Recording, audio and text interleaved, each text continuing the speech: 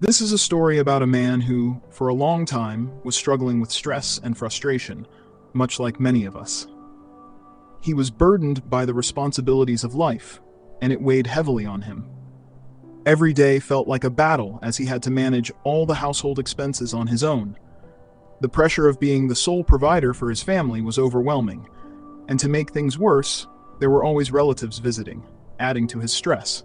These daily pressures had turned him into a person who was constantly on edge. He found himself getting easily irritated, especially with his children. Even small issues would lead to quarrels with his wife. The man felt trapped in a cycle of negativity, and it seemed like there was no escape. One day, in the midst of his frustration, his son approached him and asked, "Dad, can you help me with my homework?" But the man, already consumed by his stress, snapped at his son and sent him away. Later, after his anger had subsided, guilt began to creep in. He went to check on his son and found him fast asleep with his homework book still in his hand. The man gently took the book from his son's grasp and glanced at the title of the assignment. The title read, "Things we don't like at first, but they are good for us later." Intrigued, the father began reading the paragraph his son had written. The child had expressed gratitude for his final exams, saying that although he didn't like them at first, they led to the joy of school holidays. He was thankful for the bitter-tasting medicines, which, though unpleasant, helped him recover when he was sick. He even thanked the alarm clock, whose ringing he disliked, but it reminded him that he was alive.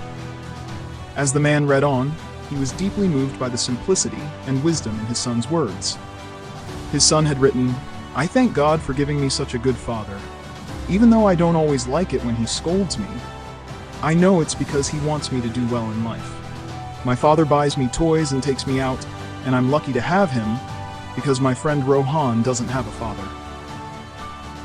These innocent, heartfelt words struck the man like a bolt of lightning. He realized how much his negative outlook had been clouding his judgment. His son's perspective was pure and filled with gratitude for the small things in life, something the man had lost sight of in his own struggles. He sat down, feeling a deep sense of shame mixed with enlightenment. He reached for a pen and paper and started writing down his own thoughts, much like his son had done. He listed his problems one by one. "I have to bear all the expenses of the house," he wrote. But then he thought, "This means I have a house, and I have a good job that allows me to take care of my family. I am luckier than those who have neither a job nor a home." He continued, "I have to take care of my entire family." But then he realized, "This means I have a family to care for, a wife, children, and a full house. I am not alone in this world, unlike many who have no one." The more he wrote, the more his perspective shifted.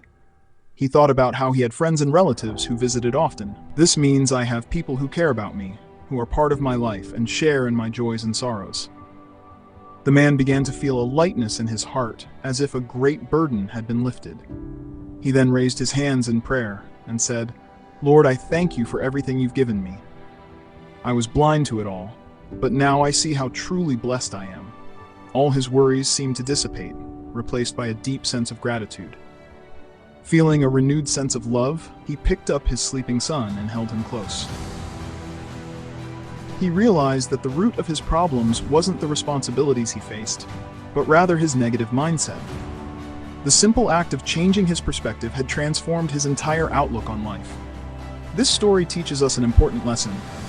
As long as we view our problems negatively, they will continue to overwhelm us. But when we start seeing them through a lens of gratitude and positivity, the weight of those problems lessens. Our worries, sorrows, and challenges suddenly don't seem so daunting. Often, we look up to those who have more than us, bigger houses, nicer cars, more money, and we start to feel inadequate. We compare ourselves to them and lose our peace of mind. But if we take a moment to consider those who have less, who struggle just to get by, we gain a new appreciation for what we do have. Remember to be thankful for the life you have, be patient with yourself, and keep moving forward. If you enjoyed this story, don't forget to subscribe to our channel and give this video a like.